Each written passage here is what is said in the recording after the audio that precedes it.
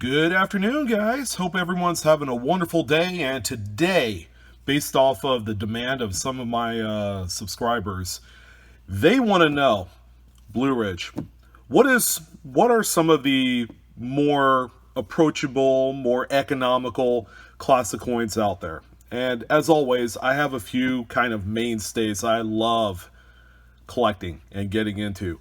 And to be absolutely honest, you know what? Every single series in U.S. coinage offers a little bit of something for everyone.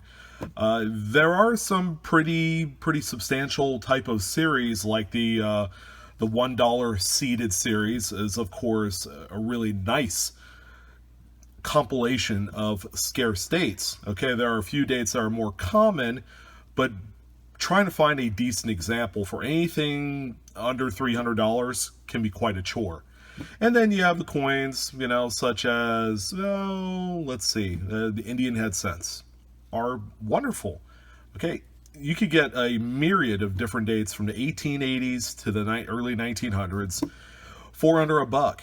All right, in varying grades. Of course, there could be the lower grades, but it's a series in itself that you could kind of challenge yourself. All right, for not a lot of money. All right, another one is one of my perennial favorites, and that is Buffalo nickels. More specifically, the 1930s.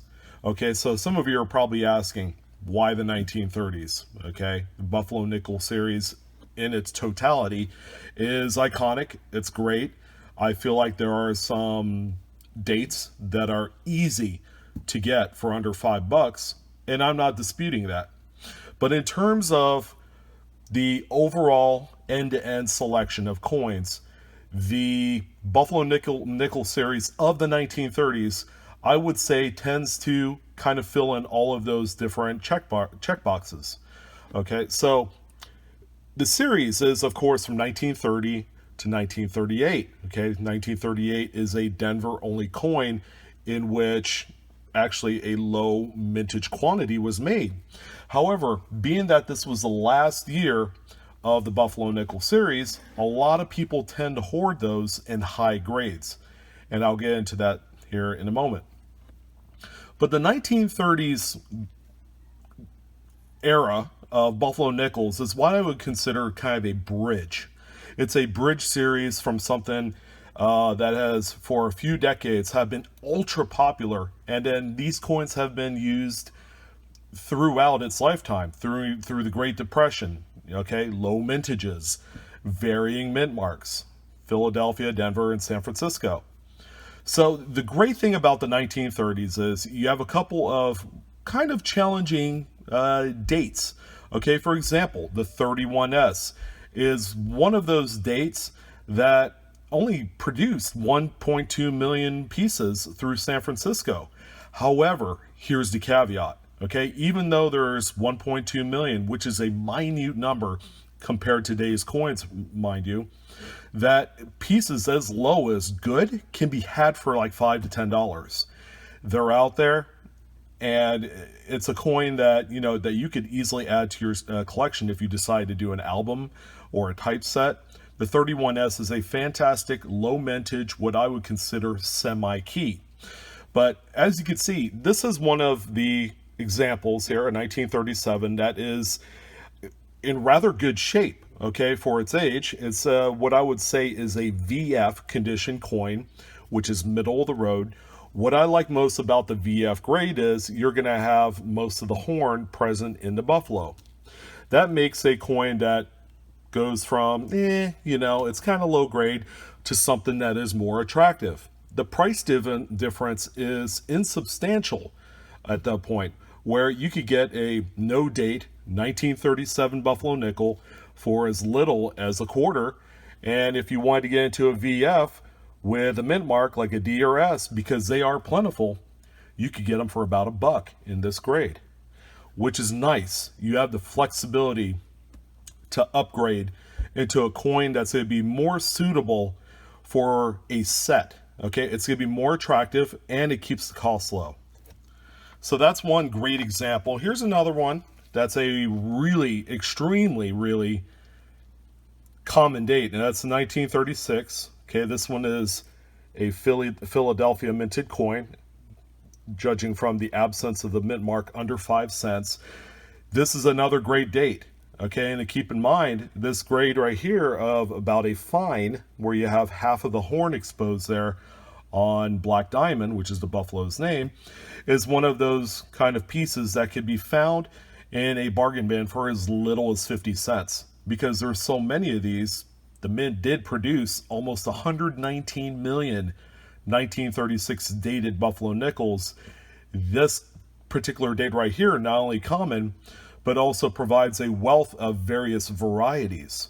A double die obverse, one of which I shared a few weeks ago, is just one of many various die varieties you could find in 1936. Now let's say, hey, you know what? I want to get into something that's a little bit more high-end, something that, has more eye appeal, okay? Again, you get into something that's more along the line of AU to mint state, okay? It's still affordable.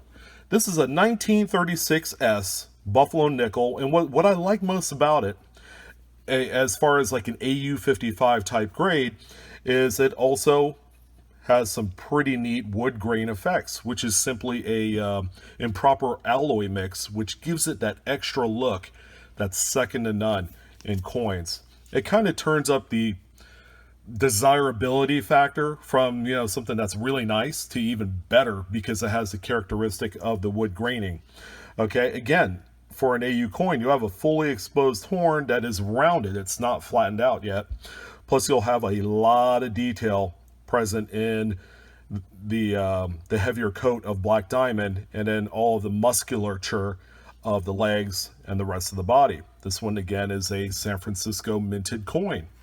And a coin like this, first of all, 36S, they did produce nearly 15 million.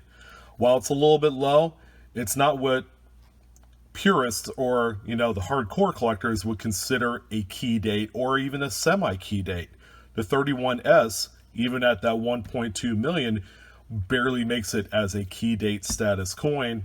People see it as more of a semi-key, but one that is, again, approachable and affordable. So with this 36S, this is a coin in this grade that can be had for under $20. Truly marvelous coin. And as you can see, the nicer grades, even with the branch mints, either Denver or San Francisco, are affordable, okay, at a kind of premium grade level. And you don't necessarily have to buy these graded. That's the beauty part of it. So here is what I would consider to be my most highest end Buffalo nickel in my collection. This one I would grade at about a mint state 66. It's worth about $80 to $100, okay, depending on the time of the year. And now I say time of the year because we're coming up to the time of the year. People are coming back from vacation. They're getting back into collecting. And the fall season is customarily the busier time of the year for coin collectors. If you're looking to make some big purchases, wait until spring and summer to do that, so that way you can get more coin for less money.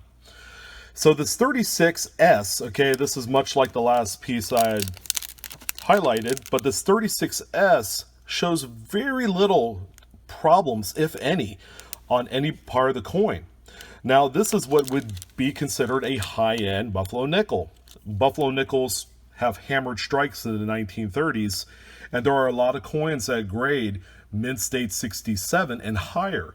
Okay, so for a coin that has this appearance with lots of luster, a really nice strike, and it's a S mint mark, and still retaining that 15 million piece mintage, this is a coin, again, that could be had for between $80 and $100.